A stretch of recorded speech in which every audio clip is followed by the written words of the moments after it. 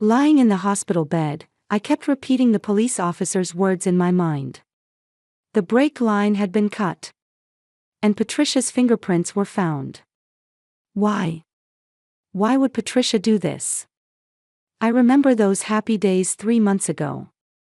The weight and warmth when I first held 1-month-old Emma in my arms, the emotion I felt when her tiny fingers gripped mine. Even though I'd seen countless babies every day as a pediatric nurse, my own daughter was special. My husband Ryan was gentle, and the moment he came home from work, he'd scoop Emma up first. No matter how tired he looked, he'd smile when he saw our daughter's face. I thought we were the perfect family. But looking back now, the shadows were already there. Patricia, my mother-in-law, visited 3 times a week. She always stood at the door with a smile, bringing homemade soup or baby supplies. "I'll take care of Emma, you must be tired from work," she'd say in a gentle voice. I was grateful. I really was. But at the same time, I felt suffocated somehow. One night at 2 a.m., Emma started crying. I dragged my tired body up and lifted my daughter. Holding her small body against my chest, I sang a lullaby. "Hush, little baby, don't say a word."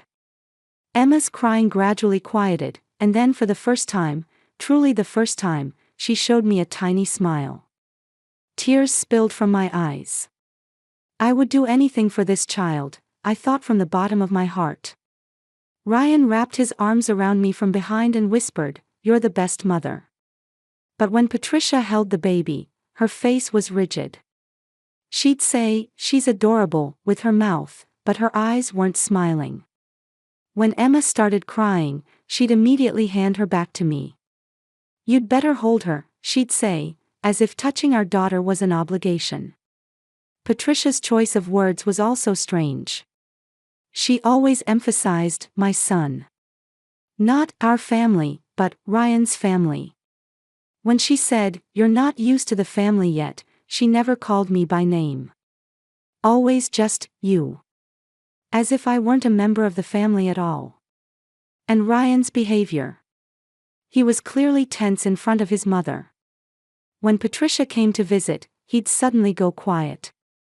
One day, when I voiced my opinion to Patricia a bit loudly, Ryan whispered to me in a small voice, "Don't make Mom angry." When I asked why, he averted his eyes. "Mom is scary when she's angry," was all he said. I also learned that Ryan's company was struggling financially. He said a $300,000 investment had disappeared, but he wouldn't elaborate. Even when collection notices came from the bank, he offered no explanation. 2 weeks ago, I fell on the stairs. A large bruise formed on my left arm. My best friend and colleague Amanda asked me about it with concern. I answered that I'd really just fallen, but I couldn't meet her eyes. The truth was, Patricia had pushed me. When I was talking with her at the top of the stairs, she suddenly looked at me with cold eyes and pushed me with both hands. As I tumbled down several steps, Patricia looked down at me expressionlessly. "You fell down the stairs, that's what you'll say," she commanded.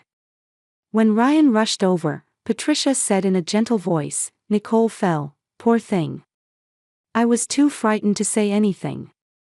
The day before the accident, my father's inheritance, $2,800,000, was officially transferred into my account. Patricia knew about it. That evening, she came to visit. "Let's go for a family drive tomorrow," she suggested. When I said I had work tomorrow, she replied, "Take the day off, family time is important." At that moment, I saw her eyes flash coldly for an instant. And then that fateful Sunday morning. The 3 of us went out for a drive. Ryan was driving, I sat in the passenger seat, and Emma was in her child's seat in the back. As we drove along the mountain road, Ryan shouted, "The brakes aren't working." A sharp curve loomed ahead, and the car crashed into the guardrail. Just before I lost consciousness, I heard Emma's crying. "Emma, my baby." And now I'm in a hospital bed. Everything is connecting. My mother-in-law's cold eyes, the reason she didn't want to hold the baby, her obsession with my son, the violence on the stairs, my husband's fear. Everything. The police officer's words come back to me. The brake line was cut, deliberately. And Patricia Chen's fingerprints were found. I understand, trembling. The culprit wasn't my husband. It was my mother-in-law. From the very beginning. 3 days later, I regained consciousness. The white fluorescent lights on the ceiling were dazzling. My whole body hurt. My left arm was broken, and bandages were wrapped around my head. But before the pain, one thought dominated my mind. Emma. Where is she? A nurse noticed I was awake and rushed over. I forced out my voice. Where is Emma? The nurse looked away. I'll call your husband, was all she said before leaving the room. That response told me everything. No, I didn't want to know. A few minutes later, Ryan came in. His face had scratches, and his arm was bandaged. But he seemed to have much lighter injuries than me. He was crying. But something was off. His way of crying seemed somehow unnatural. Nicole, he called my name. I looked into his eyes and asked, "Where's Emma?" Ryan looked away. "The baby couldn't be saved," he said. "But you made it," he continued. Did that way of saying it sound oddly cold, or was it just my imagination? I screamed. "You're lying, Emma." The doctor rushed in frantically and administered a sedative. As my consciousness faded, I collapsed in tears. But deep in my heart, a small sense of something wrong took root. My husband's behavior was strange. He was hiding something. That night, I lay in bed in a half-asleep state. I could hear voices in the hallway. Ryan's voice. He seemed to be on the phone. I listened through the door. "Yeah, it's over," he said. "No, she doesn't know anything," he continued. My heart froze. "It's over." "What's over?" "She doesn't know anything." Me. Who is Ryan talking to? What is he hiding? The next day, a young woman came to visit my hospital room. She was talking intimately with Ryan. The distance between them was close. A mistress? I asked weakly, "Who is that person?" Ryan turned around and answered, "My sister Lisa came because she was worried."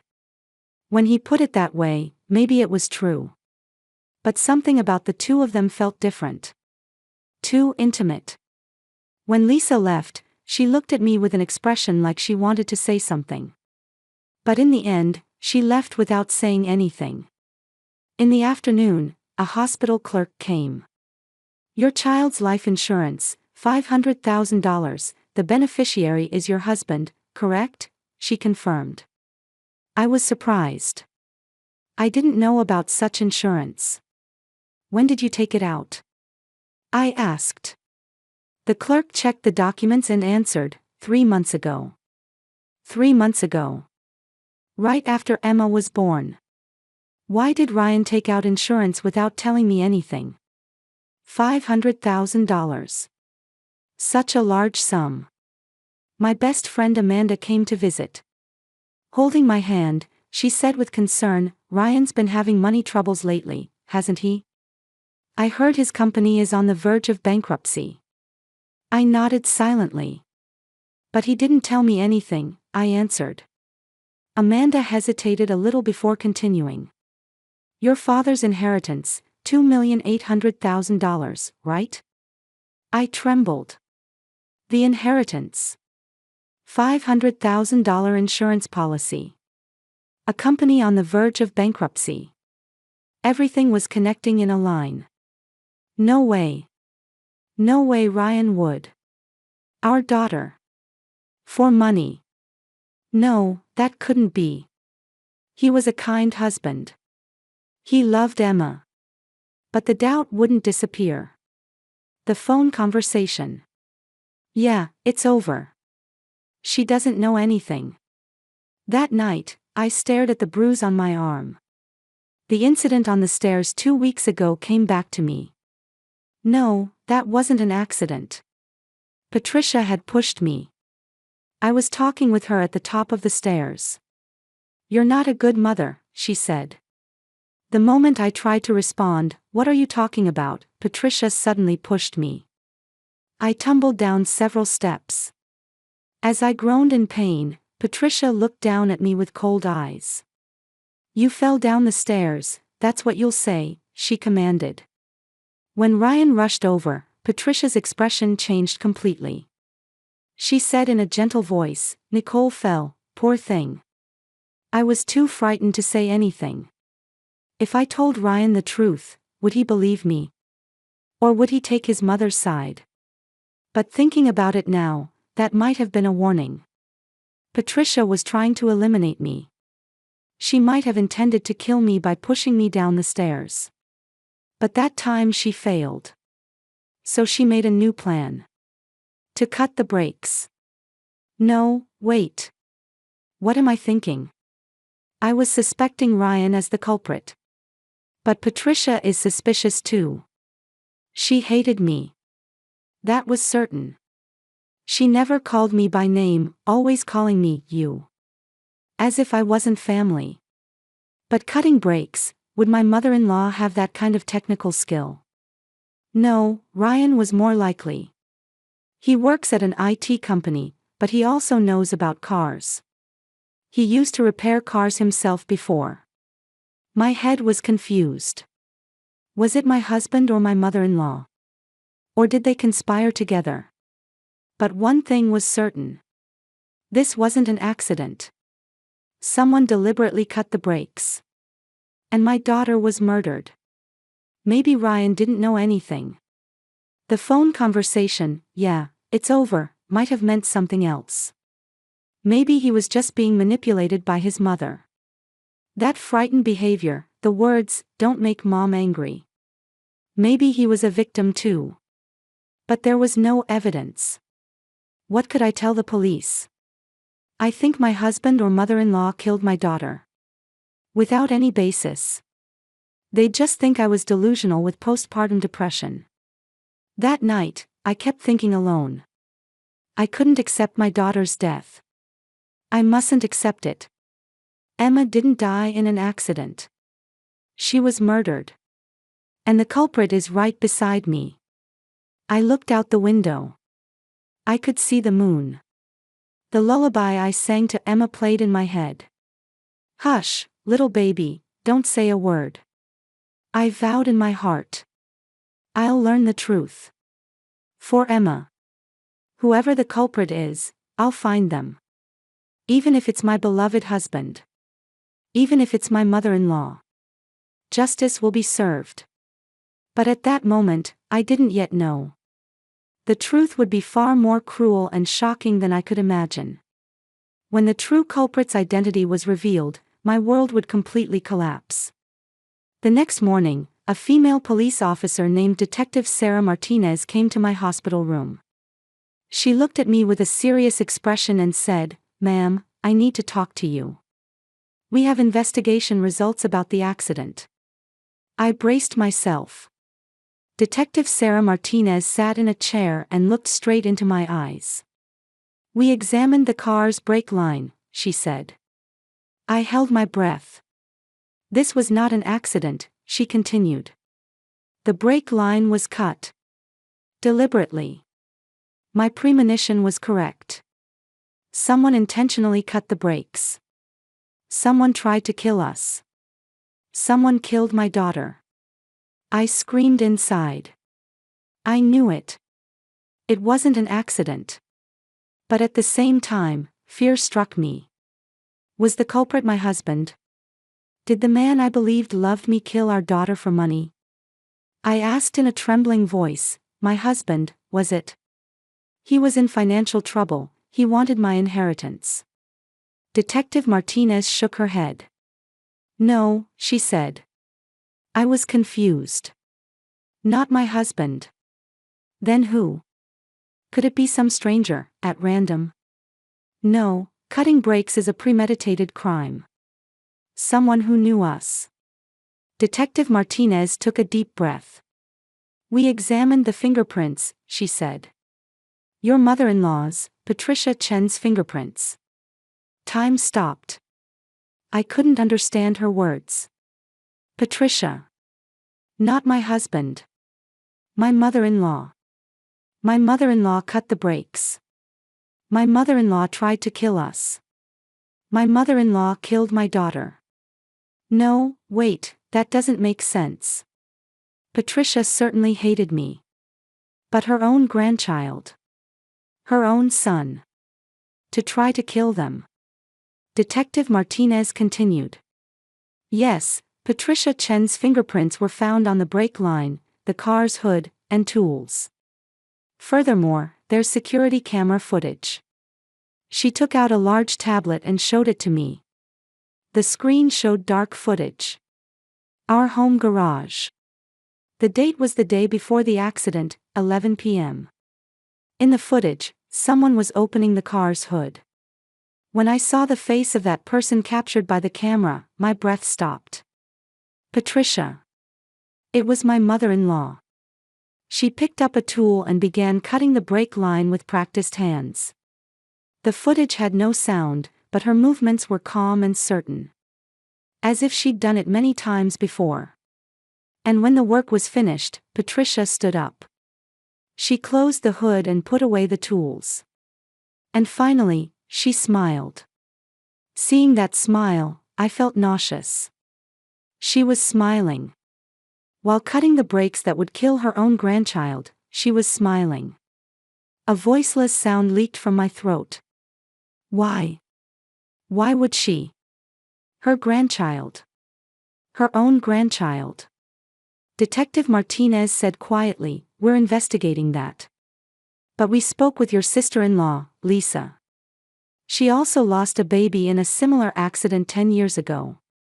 All the blood in my body froze. Lisa. 10 years ago. Lost a baby. A similar accident. No, not an accident. Patricia killed them. Lisa's baby too. And Emma too. Everything was connecting. My mother-in-law's cold eyes. Her rigid expression when holding the baby. How she immediately handed Emma back to me when she cried. She didn't love her grandchildren. From the beginning. The words, my son. Her abnormal obsession with her son. The cold words, you're not used to the family yet. Her expressionless face when she pushed me down the stairs. Everything. Everything was Patricia's doing. But I still couldn't understand. Why? Why did she need to kill her own grandchild? Why did she try to kill me?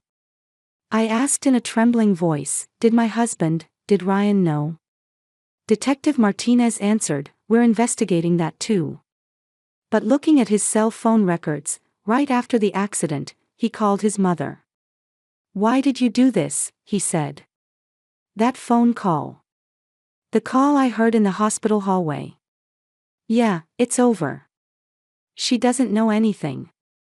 That was a conversation with his mother. Ryan knew. He knew something. But he couldn't stop her. I was struck by complex emotions. My husband wasn't the culprit. But he knew his mother's secret. And he did nothing. He couldn't protect our daughter. He couldn't protect me.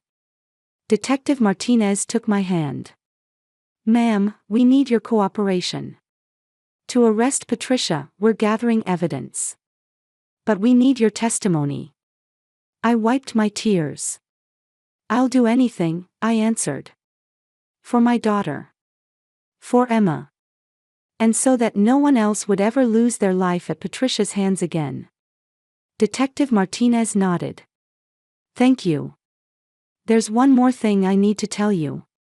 We looked at past records. 30 years ago, Patricia's husband, Ryan's father, died in a car accident. I gasped. 30 years ago. Ryan's father. Detective Martinez continued. At the time, it was processed as an accident due to brake failure. But the method is strikingly similar to this case. We've now reopened it as an unsolved case and begun reinvestigation. Patricia had killed her husband too. 30 years ago. And 10 years ago she killed her daughter-in-law's baby, and now, she killed my daughter. How many people had she killed? How many lives had she taken? And all of it for her abnormal obsession with her son. To make her son hers alone. I asked, is she also connected to Ryan's business funds disappearing? Detective Martinez took out documents. Yes, $300,000 was transferred to Patricia's account. She said she would invest for her son and took that money. But Ryan couldn't bring himself to suspect his mother. It was all Patricia's plan. Steal her son's money, kill her son's wife, kill her son's daughter. And she intended to get my inheritance, $2,800,000, too. If I died, Ryan would inherit. And by keeping Ryan under her control, she planned to steal that money. Detective Martinez finally said, in the house search, we found Patricia's diary. The contents are extremely shocking. Ma'am, are you prepared? I nodded. Nothing I heard would surprise me anymore. No, it would surprise me. But I needed to know. Everything. Detective Martinez opened a copy of the diary and began reading. August 15, 2023. Nicole's father died. $2,800,000. My son's wife becomes rich. Unforgivable. September 3, 2023. The baby was born. Emma. My son prioritizes the baby over me. Unforgivable. November 20, 2023. Nicole's inheritance was deposited. Time to execute the plan. November 21, 2023. Tonight, I'll cut the brakes. Tomorrow, I'll invite them for a drive. When Nicole and the baby die, everything will be mine. My son will come to love only me. November 22, 2023. It was perfect. The brakes are completely severed. Tomorrow, they will die. My son will grieve. But he'll forget soon. And he'll come to love only me. When Detective Martinez finished reading, I couldn't say anything. I could only tremble. She had planned everything. Written it in her diary. Like a shopping list. Calmly. Calculatedly. My daughter's life, my life, to her were just parts of a plan. Just means to eliminate obstacles. And all of it was for her son. No, not for her son. For herself. To continue controlling her son. To make her son hers alone. I forced out my voice. Arrest her. Right now. Detective Martinez nodded. Yes, an arrest warrant has already been issued. But ma'am, I have one more request. Patricia is a respected figure in the community. Even if we confront her with evidence, she may deny it. So we want to reveal the truth in public, in front of many people. I understood her intention. Expose Patricia's hypocrisy. The hypocrite who preached family bonds while murdering family. Reveal her true nature in front of everyone. When? I asked. Detective Martinez answered, this Sunday, Patricia is scheduled to be the lecturer for a seminar on family bonds at the local church. Over 50 participants are expected. Local media will also be covering it. We'll arrest her there. I nodded deeply. Perfect. Right there, as she's preaching about family bonds. Strip away the hypocrite's mask. Detective Martinez stood up. Thank you, ma'am. Justice will be served. After she left, I was left alone in the hospital room. I looked out the window. The sky was blue. My daughter was gone. But I was alive. And I would fight. For Emma. And for all the victims. After being discharged from the hospital, I met with Lisa. Just the two of us at a cafe. She looked at me with a complex expression. Apologetic, but at the same time somehow relieved. As soon as we sat down, I asked directly. You lost a baby too, didn't you? Tears welled up in Lisa's eyes. 10 years ago, she answered. My son Jacob. He was 6 months old. They said he fell down the stairs. But I knew. Patricia did it. Why didn't you tell the police? I asked. Lisa held her coffee cup with trembling hands. There was no evidence. And I had a mental breakdown. No one would believe me. Patricia spread it around. That her daughter-in-law was delusional with postpartum depression. That her daughter-in-law had gone crazy. I was in a psychiatric hospital for 2 years, Lisa continued. No one would listen to me. Even my brother Ryan took his mother's side. When I was released, no one believed me anymore. So I had no choice but to stay silent. Jacob's death was processed as an accident, and Patricia received no punishment. I held Lisa's hand. This time is different. This time there's evidence. You're not alone. Lisa nodded while crying. Thank you, Nicole. I'm so glad you survived. The next day, Detective Martinez contacted me. She brought a detailed investigation report. First, about Ryan's father's death 30 years ago. At the time it was processed as a simple accident, but reviewing the records, it was the same method as this time. Brake line severance. The autopsy report at the time was inadequate, but now it could be determined as murder. We officially began reinvestigation as an unsolved case. Next, about the embezzlement of Ryan's business funds, $300,000. Patricia said she would invest and took the money from her son, transferring it to her own secret account. Ryan couldn't bring himself to suspect his mother, and the company was driven to the verge of bankruptcy. And my father's inheritance, $2,800,000. In Patricia's plan, if I died, Ryan would inherit, and by keeping Ryan under her control, she intended to steal that money. In total, she was plotting to defraud over $3,100,000. Detective Martinez said finally, in the diary we found during the house search, there was a more detailed plan written. Patricia seems to have been thinking about ways to eliminate you for years. What kind of methods? I asked. Detective Martinez flipped through the diary pages. First was the plan to push you down the stairs. But when she carried it out 2 weeks ago, you only suffered minor injuries. So as the next plan, she decided to cut the brakes, it says here. I trembled. If I had been pushed harder down the stairs at that time, I might have died there. But Patricia's plan failed. So she chose a more certain method. Cutting the car's brakes. After that, with a lawyer present, I met with Ryan. He looked completely haggard. His face was pale, with deep circles under his eyes. I asked in a cold voice, "Did you know?" Ryan covered his face. I didn't want to believe it, he said. When my sister Lisa said 10 years ago that Mom had killed the baby, I didn't believe her. I agreed to put Lisa in a psychiatric hospital. I betrayed my own sister. If I had believed Lisa then, he collapsed in tears. If I had stopped Mom then, Emma might still be alive today. It's my fault. It's all my fault. After the accident, you called your mother, didn't you? I said. Ryan nodded.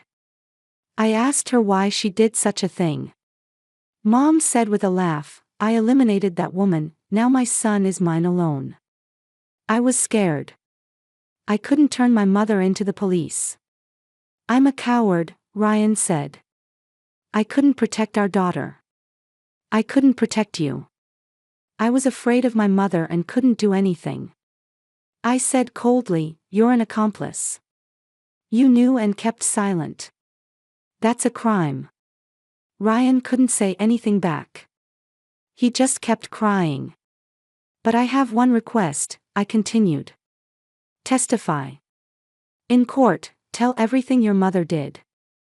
That's the only atonement you can make. Ryan looked up. His eyes were red and swollen. I understand, he said. I'll tell everything. I'll put Mom in prison. So that no one else can ever be hurt again. And then that fateful Sunday came. Over 50 people gathered at the local church. Good parents who came to hear a seminar about family bonds. Local television stations also came to cover it.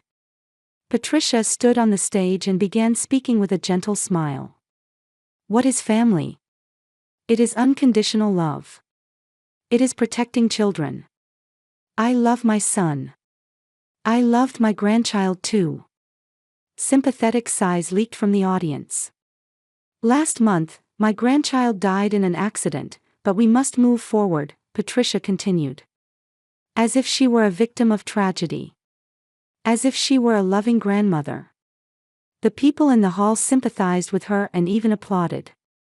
At that moment, the church doors opened.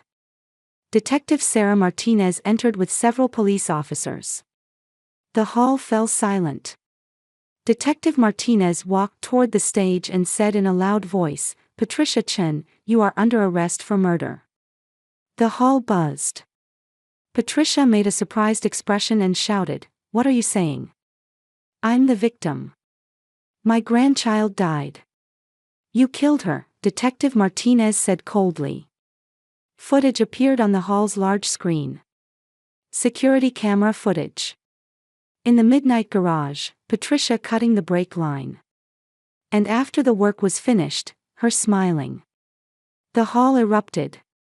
That can't be true, someone said. Her own grandchild, someone else said.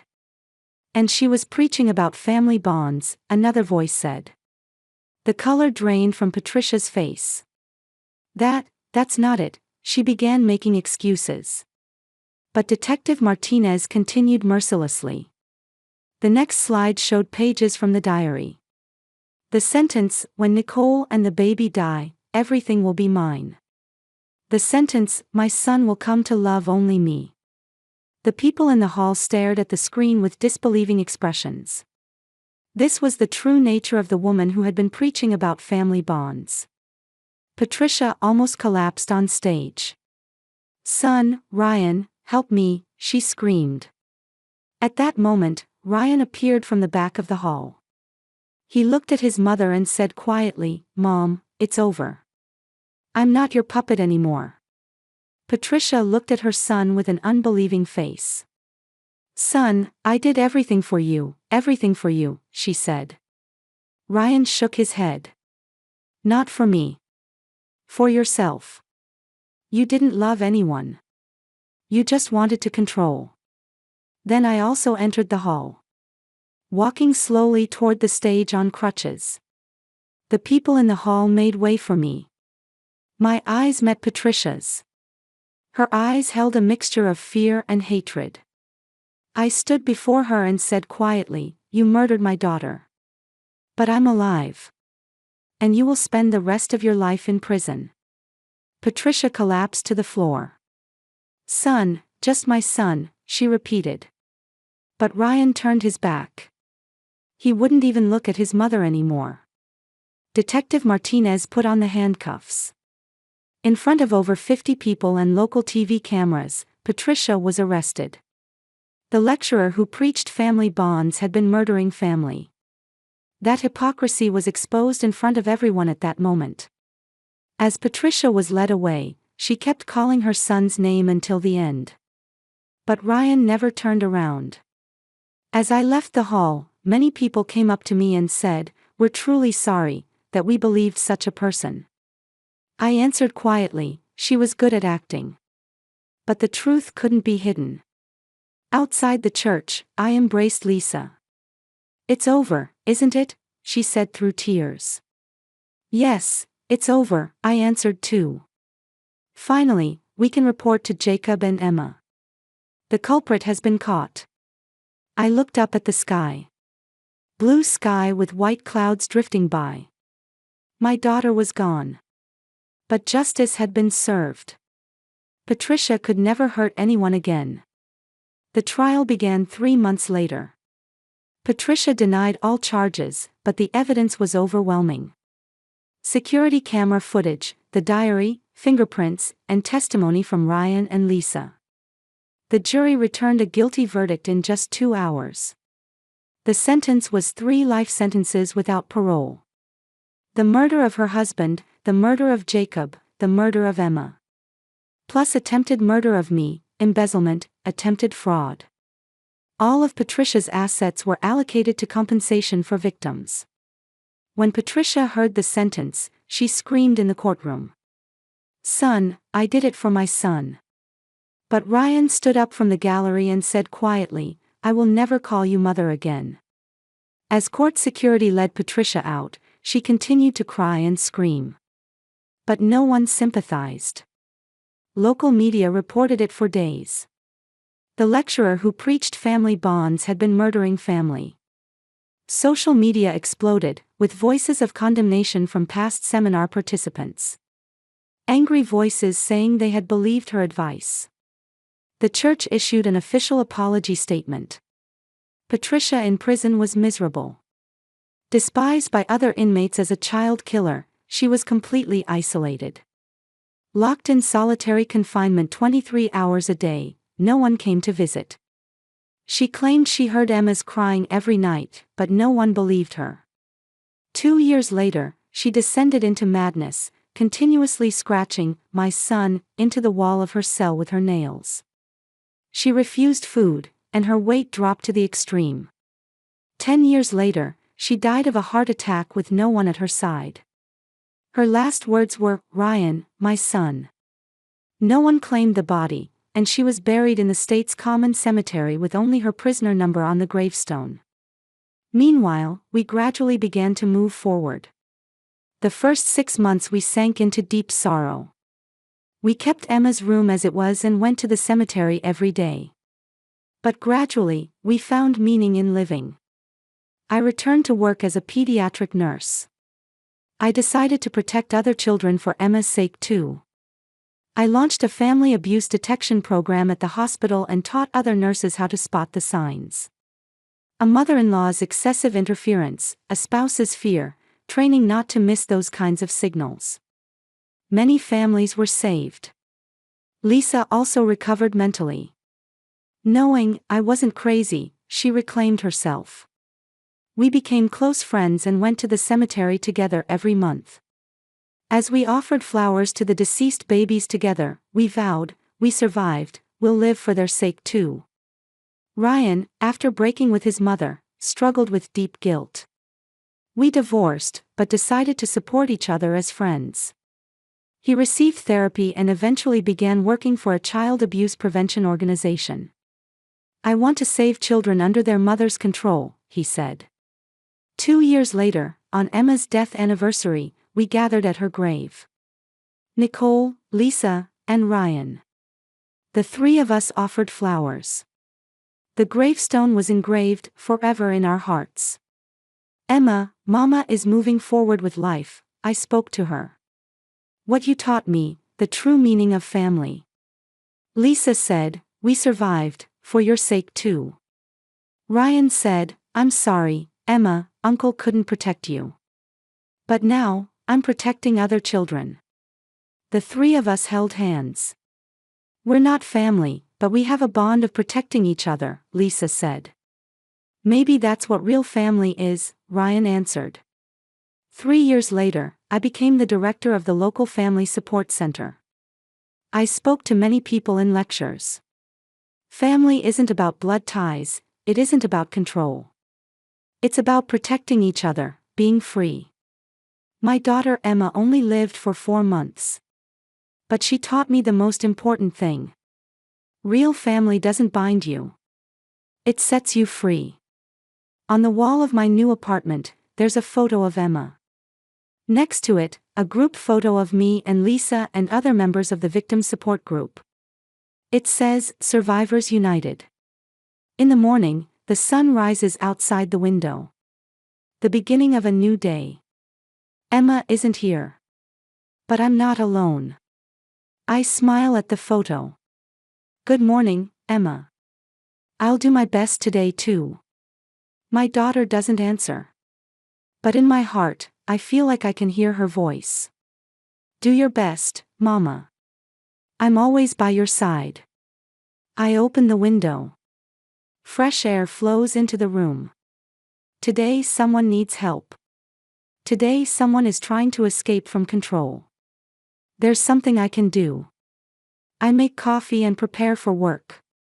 I look at myself in the mirror. The scars still remain. But I'm alive. I've become stronger. Before leaving through the front door, I look at Emma's photo one more time. Thank you, I say in my heart. What you taught me, I'll never forget. I close the door. A new day begins. The sadness won't disappear. But there is hope. Justice has been served. And I keep walking forward. For Emma. For all the victims. And for the future.